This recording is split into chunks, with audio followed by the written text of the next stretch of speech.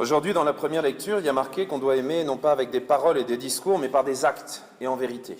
Donc, permettez-moi de ne pas faire de longs discours, mais quand même de vous avertir, parce que cette belle image de la vigne qu'on entend dans l'Évangile, on aurait pu utiliser des tas d'autres images, des forêts, des animaux, mais aujourd'hui c'est la vigne, désolé. Cette image de la vigne est assez dure, parce que si vous avez déjà cultivé de la vigne, vous savez que pour faire porter un fruit à peu près correct, il faut tailler un nombre de sarments incroyable. Et là, nous devons l'entendre pour chacun de nous. Ça ne veut pas dire que la place dans le cœur de Dieu est limitée, non. Déjà, une vigne normale, par un tout petit bout de cep, fait passer une quantité de sève incroyable.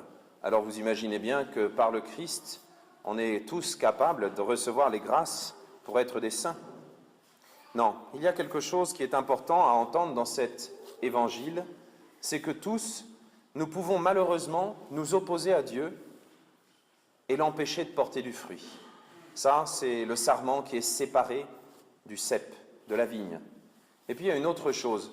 De la même manière que des sarments peuvent épuiser la vigne et empêcher à l'ensemble de la vigne de porter du fruit, nous-mêmes, nous pouvons non pas épuiser l'amour de Dieu, mais quand même empêcher nos frères, nos sœurs, ceux que Dieu nous offre comme contemporains, comme frères dans le Christ, nous pouvons les empêcher de porter du fruit.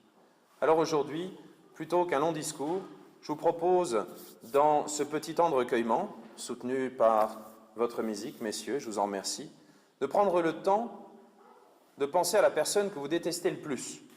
On en a tous une liste longue comme le bras, on va en choisir une là-dedans, et de penser à elle pour lui pardonner sincèrement,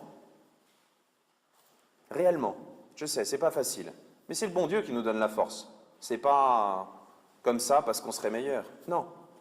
Parce que Dieu nous en donne la force, nous allons lui offrir ce pardon, aujourd'hui.